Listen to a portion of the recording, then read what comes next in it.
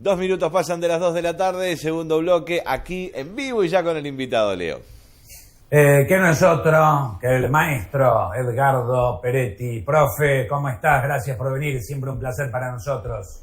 ¿Cómo te va, Leo? Vos sabés que tenemos un tema aquí. Hoy me has llevado a descubrir una caja de Pandora. Viste que hace años que me venís metiendo el dedo en la oreja con el tema reválida y siempre lo dejamos pasar. Bueno, esto es más jugoso. Esto es más jugoso. No tiene nada raro, ¿eh? No tiene varias cositas que han estado guardadas. Y hoy apareció otro misterio que le estaba faltando. Bueno, a ver, vamos a contextualizar. Vamos a contextualizar. Se llega a esta definición por penales en cancha de Quilmes? Dame unos segundos. En el año 79, cuando empieza el regional, la otra experiencia ha sido Sportivo campeón de la provincia en 1972. Año 79 llega una plaza para el regional, va el campeón Quilmes, juega en cancha de Atlético. Año 80, el campeón de la liga es Quilmes, juegan en cancha de Atlético.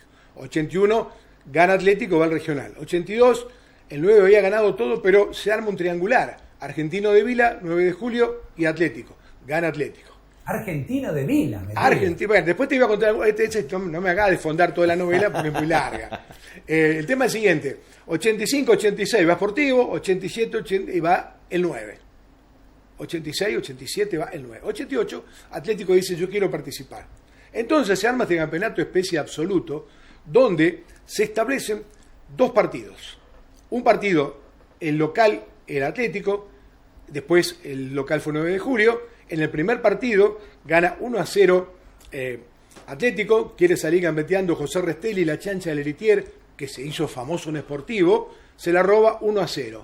Un miércoles. Al miércoles siguiente se juega la revancha en el 9-9, le pega un viaje terrible, le gana 3-0, 3-1. Y al domingo siguiente, cortito, van al estadio que ya se llamaba Agustín Giuliani. Perdóname, o sea que la diferencia de gol no corría. No, era por punto. Era por punto. Y una cosita más, ¿estoy equivocado o en uno de esos partidos aparece con 15 años Gabriel Schurrer y juega en Atlético? No. Te explico por qué. Puede ser, te explico por qué. Primer misterio, pero vamos a ir antes. Vos dijiste antes, el 9 tenía mucha plata en ese entonces, un equipo muy poderoso.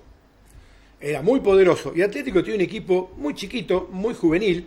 Es más, los dirigentes que estaban encabezados por el legendario Cacho Carlucci, el uno de todos, estaban los hermanos Berlazo, el Colorado y el Urso, estaba Pepe Frengueli, Julio Ligbach y Gary Gentile. ¿Por qué te digo que esto es todo muy revolucionario? Iban en un autito que tenía Cacho Carlucci, un utilitario, un Mitsubishi, una porquería esa japonesa que habían dando vuelta. Iban los jugadores, la utilería, iban 4 o 5 dirigentes Atlético. Atlético es un club que en la mala, ¿viste? No aparecen todos, al menos hace 40 años. Cuando van a ese partido, fueron solos. Y te voy a cantar algo más. Lo más importante que ese partido tuvo alargue y penales, creo que salió 1-1, pero no me acuerdo, sinceramente no encontré. Y no está en Google, no está en YouTube. No. En ningún lado. Es más, primer misterio, no están las planillas de esos 3 partidos en la liga. Lo que yo tengo aquí eran los planteles que habitualmente, antes no había tantos cambios, los planteles de los equipos que jugaba habitualmente Atlético y 9 de julio en ese torneo, que después te los voy a tirar, algunos nombres, pero no tengo las 3 planillas o partidos, ni de local Atlético ni local el 9. Ahora bien, me voy a adelantar un poco a la jugada. Acá se producen cosas impactantes en la historia del fútbol rafaelino. Uno de ellos, el técnico de Atlético era Eduardo Gary Gentile. Atlético va a ganar el provincial caminando gana el provincial, no tiene dudas. ¿Sabe quiénes son los 2 refuerzos que lleva Atlético para jugar el provincial? Walter Eduardo Gómez y Osvaldo Mazo, de 9 de julio, que lo ganan caminando. El 9 se los pide al final de la temporada, porque empezaba el verdadero regional, y aquí se da otro cambio histórico, que la gente por ahí no lo tiene pendiente. El técnico era Eduardo Gary Gentile, un hombre de Cacho Carlucci, que ganaba todo. Y tuvo la grandeza, la modestia de decirle, los periodistas participábamos antes de esas cosas, esto ya necesita un técnico profesional. Y ahí aparece Horacio Bongiovanni y se va a su casa invicto. Eduardo Gary Gentile, el hombre que amaba Atlético, que lo llevaba en la piel, que tuvo la grandeza. El equipo había ganado el provincial, pero caminando, le sobraba por todos lados. Profe, en esa primera etapa del regional, además de Mazo y Walter Gómez, jugó para Atlético Pablo de las Mercedes Cárdenas. No, Cárdenas para mí aparece después. En la primera etapa del regional del 89, Sí. juegan ellos dos y Cárdenas. Bien, el Provincial se llamaba.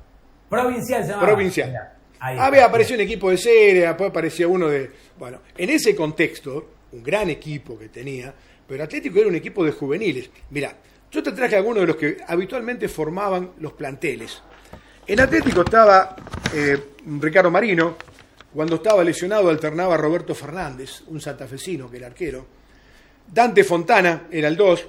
Roberto Battesini, el gringo Battesini, que había nacido en el 9, en Unión, que jugó en Atlético en ese momento, que va a morir de una forma trágica en Santa Fe, siendo muy joven, que iba a la escuela conmigo, la escuela Belgrano. Fertonani, Tito Fertonani era el 4 ya en este partido. Ya estaba Fertonani. El 5, ¿quién era? Gustavo Lechuga Alfaro. No lo llame para preguntar porque no nos vamos más, pero era Lechuga Alfaro. Querini era el 6. Carlos Fuentes usaba la 7. Carlos Marcelo Fuentes, gran goleador. Héctor La Chueca Garay, un 8 de excepción, ya en la liga. No era un equipo tan... Era humilde en plata en ese momento Atlético. Bueno, nunca fue humilde en plata, pero no era un gran equipazo. La Chancha Leritier y un tal Hugo San Martino, que había llegado de Peñarol. Por supuesto, con ese apellido es de Peñarol. Mirá el banco. Aparte de Fernández, alternaba el negro Pelletán, Luis Pelletán, un tal Darío Giordano, un pibe, un tal Marcelo Riveri, otro pibe, Juanchi Barlacina, otro pibe, y un tal Fabián Giordano, que era titular cuando había lugar. El técnico Gentile, masajista Rito Quirós, Aldo Cañún Solari, ¿y quién estaba de preparador físico? El Sergio Charelli. ¿Y quiénes eran los titulares habituales del 9? Gerolo Arias, los dos que estaban en el arco, José Restelli, el 2, el 3, Gabriel Veronese, el 4 en realidad era Enrique Rodolfo Zimmerman, también otro prócer de Peñarol, de Colón Independiente, fallecido, Osvaldo Mazo, Quique Avendaño, Alfredo Freddy Fernández, José Trejo, José María Córdoba, Walter Gómez y Hugo Riveri. El elenco habitual del 9. Escuché al banco, Hugo Cosa, Mainero, Gunzinger, Maina y Gunsel. Yo no sé si estaba Miguel Rossetti como técnico. Para mí ya en este partido el técnico era Osvaldo Mazo. No lo pude corroborar. Pero estaba el Kelo Rosales y estaba el profesor Jorge Sara. En ese contexto de partido, te repito, van a eso, donde el 9 era favorito absoluto. No tenía ningún tipo de discusión, era más equipo y estaba más fuerte. Pero el fútbol es el fútbol. Y el fútbol es la magia misma. Y ese día, los hados, los brujos, lo que usted quiera llamar, en realidad yo creo que el 9 ese día se pegó un tiro en el pie. Y ahora viene la segunda parte. La cancha de Quilmes no estaba terminada todavía. Nosotros transmitíamos ahí abajo en el alero de la platea. Claro, porque no estaban las cabinas, obviamente. No, ni luz había arriba. Estaba el camarógrafo, si te fijás, está a la altura de del claro. alero. Estaba el Flaco Foglia transmitiendo. Estábamos con Víctor Hugo. Dirigía Carlos Mastrangelo, el papá de Hernán Mastrangelo, porque en ese entonces los árbitros eran de AFA desde el año 88. Habían venido los árbitros. ¿Y por qué te digo el primer misterio? Porque al no encontrar la planilla, alguien después me llamó y me dijo lo siguiente. Este domingo que se jugó el partido, al día siguiente cerraba la inscripción en el Consejo Federal para el Regional. Los árbitros de Buenos Aires llegaban en la empresa Tata a las 7 de la mañana, el día del partido, iban al Hotel Santa Fe, en Santa Fe y Salta, y después del partido iban a descansar un rato hasta las 10 de la noche que se iba al Tata. Hay muchas historias de esto, pero la dejamos para otro lado. Y ahí le llevaron la nota oficial de la Liga Rafaelina, donde lo designaba Atlético como su representante, y dicen que Mastrangelo le dice, che, dame las planillas. La planilla, la otra 2 planillas, no sé lo que pasó. Faltan las otras 2 planillas en los archivos oficiales.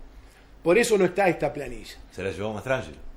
Para mí la llevó Mastrangelo para mostrarla. Ahora bien, acá hay algo que se ha callado durante 36 años y ha sido sordo y mudo. Ustedes me dicen cuando ponen la música misteriosa y yo lo cuento. ¿O no? Largo, Ale. A ver. Acá hay no hubo misterio porque esto es público. Ustedes saben lo que son los complejos vitamínicos, saben, ¿no? Bueno, Sí. Los complejos vitamínicos se lo ponen en toda la categoría desde hace años. No es doping, no es falopa. ¿Vas a tirar esa, profe? Che, Es que eso ocurrió. Eso yo lo ocurrió. tenía como un mito. No hay mito que valga. Eso ocurrió realmente. ¿Por qué? porque el plantel del 9 recibe un suplemento vitamínico, lo que se llamaba suero glucosado. ¿Cómo traduzco? No soy médico. Suero con azúcar, qué es eso, edulcorante, algo de eso. En un sanatorio de la ciudad, que voy a evitar el nombre, porque después todo el mundo empezó a querer salvarse después de esto, y el efecto fue muy nocivo. En ese partido, el 5 del 9 fue Luis Inquino. Fue el primero que abandonó la cancha vomitando. Desde mitad de la cancha Quilmes no tenía el portón de atrás como tiene ahora. Estaba abierto. Y ahí se asusta el árbitro. Un día era una temperatura de 44 grados. A nivel de cancha, a la hora que se jugó este partido, no tenía luz la cancha de Quilmes. Se jugó de día y habían previsto que podía haber alargue y penales. Si vos mirás los penales, se ve que ya está cayendo la tarde. Por más que sea blanco y negro, se ve que le causó la descompostura a muchos jugadores del 9, que no podían levantar las patas en el partido. Y el 9 lo empata porque era más equipo. Después aparecen los divulgadores de excusa que tenemos siempre, que el referí no me cobró un penal, que no me miró, que me gustó feo. La realidad fue esa. Los jugadores del 9 habían recibido un tratamiento que no era ilegal. Cualquiera de los que estuvo en ese plantel lo puede saber. Alguien me dijo que algunos se apresuraron en el paso. El suero tiene un paso con una llavecita. Alguna vez hemos estado en algún sanatorio. Entonces, alguien me dijo eso. Por ahí entro en el terreno de lo supuesto. Que el tratamiento existió, no hay dudas. Alguno después me sale diciendo, no, pero hubo una cuestión rara. No, cuestión rara. O sea, alguien se equivocó. Y un equipo que tenía que ganar caminando ese partido, lo termina perdiendo a penales. Fíjate pues la diferencia. ¿Por qué? Porque Atlético también sintió el desgaste. Y no había jugadores jóvenes solamente el Atlético. Era un muy buen equipo. Y fue un partidazo en la historia. Ahora bien, después le echaban la culpa al complejo vitamínico, a los demás. Es cierto, yo tengo poca imagen de eso, por eso hoy empecé a buscar los archivos que por allí cuento. Fue un partido muy especial, pero como lo decían ustedes en el noticiero, acá empieza la historia de Atlético, que va a culminar 7 meses después con el ascenso en San Martín, en Jujuy. No es un proceso, más allá de lo anecdótico que nosotros estamos hablando, que sí, que no, que esto, que aquello, el contexto histórico que tenemos que mirar, que ese día empieza el contexto. Y el mismo Cachito Carlucci, a quien siempre quise muchísimo, que nos abrió las puertas de AFA a todos los periodistas y por quien somos conocidos en el fútbol. Cacho le decía amargamente una vez en una charla al querido doctor Mario Chiori, cuando volvimos al club después del triunfo estaba lleno de dirigentes y socios, no había habido nadie en la cancha, pero estaban todos, porque iba candidato al sopapo. Ahora, ese contexto arma la historia que después va a tardar 7 meses, con muchas medidas inteligentes. Atlético se reforzó. Acá a Rafaela venían jugadores de nivel, no eran jugadores de vuelta. Así como un día vino Pablo de las Mercedes Cárdenas, un día vino Pichón Juárez, después va a aparecer Pichi Bernasconi, un jugadorazo, van a aparecer muchos jugadores. Marcelo López también en el final, Víctor Grillo, el tipo más desequilibrante, el mejor cabeceador que tenía Atlético y medía 1,20 m. Hay un contexto de fútbol, de historia, que aquí se despega, aquí se arma la verdadera historia, con artífices, con una institución y con algo importante. Estamos hablando de 1989. El mundo ha cambiado, han pasado 35 años. Entonces, en eso los jugadores eran distintos, los torneos eran distintos, pero hay un secreto que se llevó. En realidad no es un secreto, un detalle. Los equipos rafaelinos hacía 4 años que estaban acostumbrados a ser dirigidos por árbitros de AFA. Cuando iban a jugar los regionales, ya conocían el medio. Conocían, no era lo mismo un arbitraje de un partido anterior con árbitro de Santa Fe o Rosario que esto. También en eso contribuyó la presencia de los árbitros de la AFA aquí en Rafaela. Pero la historia se escribió con mucho esfuerzo. No te olvides que en el año 82 Atlético quedó afuera del Nacional por una moneda con Renato Cesarini. En un partido muy especial, 82 u 83, ya me estoy confundiendo. Me parece que fue el 80, principio del 83, cuando empate le gana aquí con gol de un tal Gustavo Alfaro, le gana a Renato Cesarini, el arquero era Edgardo Norberto Andrada, un jugador de fútbol que fue acusado y enjuiciado por ser un servicio a la dictadura. En el partido revancha, jugado de la mañana en Rosario Central, gana 1-0 y a La Moneda. Y La Moneda lo perjudicó a Atlético, que ya tenía lugar asignado con Huracán Racing en un torneo nacional de 32 equipos. Eran 8 zonas de 4. Huracán Racing y Concepción del Uruguay. No sé si era Gimnasia o el otro equipo. Y ahí fue Renato Cesarini, que fue famoso a partir de ese año en el Nacional, que se jugaba antes que el Metropolitano. Pero eso ya se le había guardado a Atlético. Ahora, este momento deja claro que aprendió la lección, que buscó jugadores buenos, un técnico profesional. Cuando llega Horacio Bongiovanni y Rafaela, todos lo conocíamos solamente porque había sido el ayudante hacía 7, 8 años de Cielo Marzolini en el Boca de Maradona. Pero evidentemente era un técnico joven, con ganas, y que trajo el profesionalismo. Mirá, te voy a contar una. Horacio Bongiovanni era un hombre creyente, iba a rezar todos los días el partido a la capilla de Pompeya, que está acá en calle Arenales y Alberdi, en la esquina de mi casa. Al lado vivía Víctor Hugo Fuchs. Entonces, después del rezo que tenía Bongiovanni, nos juntábamos a tomar un vermú. Hasta ese momento, el periodismo era amateur. Bongiovanni también lo hizo profesional. ¿Por qué? Porque nosotros viajamos con las delegaciones, con los equipos, comíamos gracias a los clubes, los medios nos ponían un mango, nos pagaban el hotel. Y Bongiovanni dice, muchachos, empiecen a ir solos, porque el mundo cambia. Porque ahora hay jugadores que son profesionales que no quieren estar con los periodistas. Digo, no, pero yo soy amigo de Lechuga. No, está todo bien, dice. No son los jugadores nuestros de acá, son los que vienen de afuera. Entonces, también ese Atlético fue parte del profesionalismo que va a llegar después. La historia va a ser larga. Todavía no tiene final. Tiene una circunstancia, un capítulo, una neutralización. Pero sigue la historia. Qué placer escucharte. Sos hipnótico, profe. Bueno, tantos mensajes, bueno, la mayoría saludándote, felices de verte, de escucharte, pero tengo algunas cuestiones puntuales que fui seleccionando algunos mensajes, como este de Darío, que me dice, en el partido final, el de cancha de Quilmes, Hugo Querini jugó literalmente en una pierna, y allí fue más caudillo que nunca ante la superioridad del 9. Después, otro que quiero seleccionar es este, que me escribe Pedro, que dice que sí, que Schürrer jugó, no sabe si el partido de Quilmes o alguno de los anteriores. ¿Y sabes qué me dice? Que en el partido de cancha de Atlético chocaron Riveri, Hugo, y Lebrino, y que se produjo fractura de mandíbula del flaco Riveri.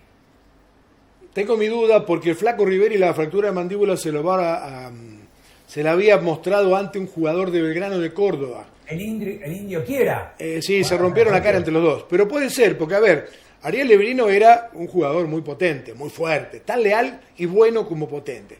Y el flaco Riveri no era ningún manco, también ponía los brazos donde había que ponerlos. Todas estas cosas, es cierto, Hugo Querini, en ese momento, no había un Alfaro que nosotros conocíamos. Un Alfaro que ya tenía experiencia, que ya había jugado partido definitorio, que tenía su historia. Pero Hugo Querini, no se olviden, para mí, fue uno de los mejores jugadores de la proyección del amateurismo al profesionalismo. Porque Lechuga fue un gran jugador en el amateurismo. Después no llegó a jugar prácticamente más que esos partidos de Nacional B. Porque Atlético tiene su etapa después cuando asciende en el 2003. Ahí cambia otra vez el fútbol y otra vez la historia. Querini era un jugadorazo que tenía quite, tenía presencia, tenía pegada, tenía voz de mando. Pero, a ver, le voy a contar algo. Antes hablaban de escuela, yo me emociono. Llego a este lugar y ya ustedes me hacen volver loco. Hugo Querini jugaba, cuando yo estaba en quinto año, jugaba al intercolegial para la escuela de comercio. Yo estaba en tercero. Y nos volvía loco. Obviamente lo colgábamos el tejido en todas las jugadas posibles. Y así todo nos volvía loco también. Pero tiene una particularidad. No se olviden que Hugo Querini fue comentarista junto a Sergio Podio en este canal. Cuando llegamos la campaña de Atlético, era comentarista. Un lujo, sí. Sergio Podio y Hugo Querini. Ese partido, que puede ser que el Chucho Schürrer haya jugado, pero no tengo la planilla, Y se me mezclan esos partidos. Mirá, acá me dice Darío que él estuvo y se acuerda. A ver. En cancha de Quilmes debuta el Chucho. Y en cancha de Atlético, Ariel se la puso a Riveri. Bueno, así textualmente me escribe. Para mí fue empate para mí fue empate, no tengo duda. Pero no me acuerdo de esa jugada, porque te digo, ya el 9 fue candidato a la cancha de Atlético. Fue candidato, pero no le podía ganar porque le metió a Atlético lo que el 9 no tenía en ese momento, que era un orden. Profe, nos trajiste más de lo que queríamos, pero se me acaba el tiempo y no quiero dejar de pedirte una mirada de esta etapa que nace en unos meses. ¿Cómo lo ves a esto? De que puedan convivir Atlético, el 9, y a lo mejor, ¿quién te dice que no se le termina dando de una buena vez a Ben-Hur y también se mete? ¿Qué representa esto para el fútbol de la ciudad? Significa varias visiones. Primero van a tener que convivir, si les gusta o no les gusta es un problema aparte. Van a tener que convivir, Ben-Hur es un candidato muy fuerte, el regional amateur es salvaje, y lo que viene después es más salvaje todavía. Van a tener que convivir en la realidad. ¿Por qué?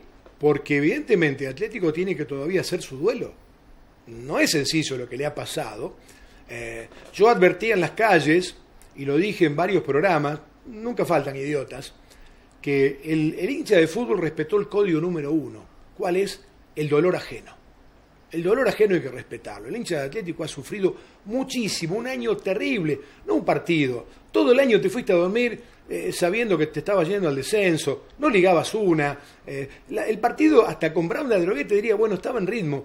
Los 10 días que pasaron hasta el partido con Talleres Remedio Escalada fue una tortura terrible. Entonces, esas cuestiones demandan un duelo, demandan un tiempo.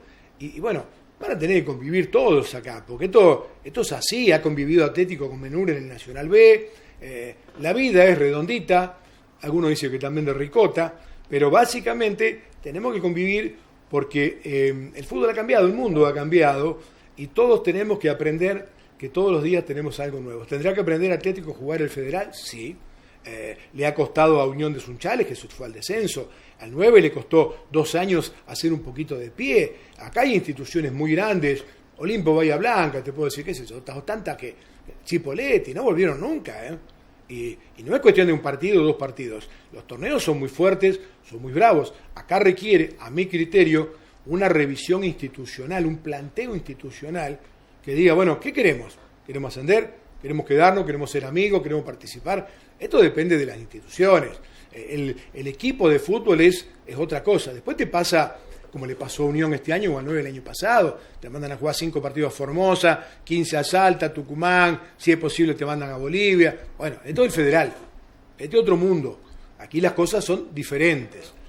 No es más Nacional B cuando te televisaban, que vos lo pasabas por streaming, que yo lo escuchaba al joven que tengo aquí. No, esto es el Federal, muchachos, esta es otra historia. Acá, otra que un libro, tengo la enciclopedia, si quiero, y muchas pruebas por ir dando vueltas, pero es otro mundo que requiere esto, tiene que hacer el duelo Atlético. Ahora bien, ¿cómo es un duelo? Desde el punto de vista psicológico. ¿Es rápido?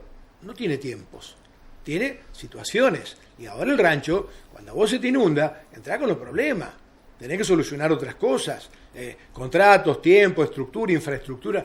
No es fácil, no es una tarea fácil la que le toca a River. En realidad lo que le toca a ningún dirigente del fútbol es fácil, porque cada uno vive con la moneda que tiene.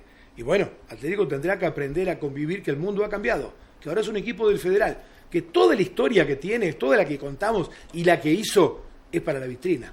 Hoy hay una realidad que ojalá los clubes de Rafaela puedan seguir adelante. ¿Por qué? Y porque el fútbol se nutre de las grandes instituciones. Los grandes ejemplos son los que generan que los demás los imiten, no hay muchas vueltas.